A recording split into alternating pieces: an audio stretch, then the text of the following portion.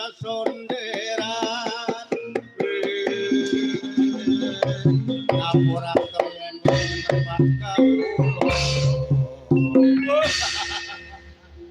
Waraku dara tanyeng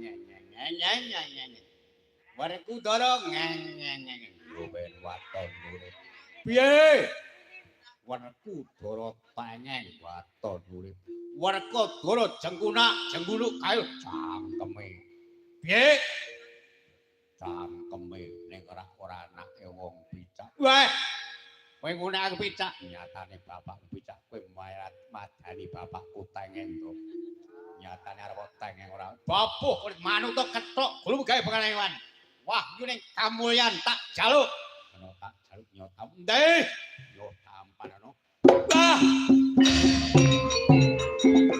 waduh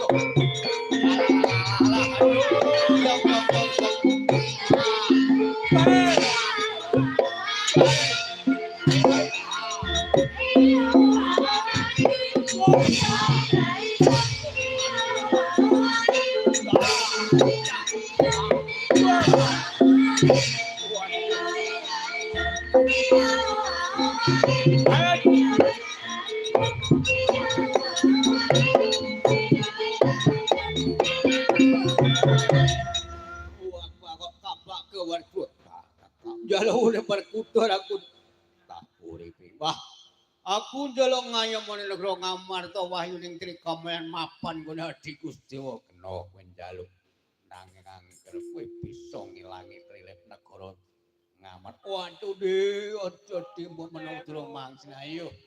Kana ayo bali papan. Yo, aku njaluk urip di aja nganti aku kok prajaya ora apa-apa kawisanan sepat ayo.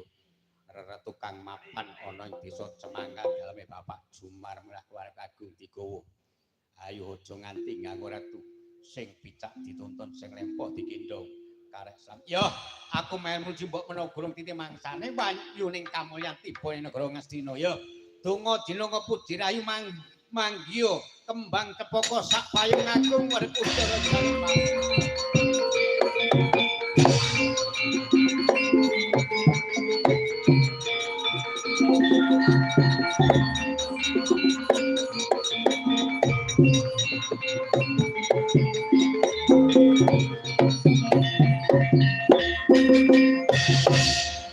Kados maten Janarya Werkudara Sang Gandun Wacana ya risang Bilawa teka mangkono tekaji Setyangin babar wujud retuku saka ngalor bali ngalor saka kidul bali ngedul saka wetan bali ngetan saka kulon bali kulon wonten dusun Manggal dalem Bapak Jumar kali slamete kali tentreme ngenteni tumuring wahyu kang tumurun ning jagat nyup dina Bapa Jumar Merah Keluarga Allahumma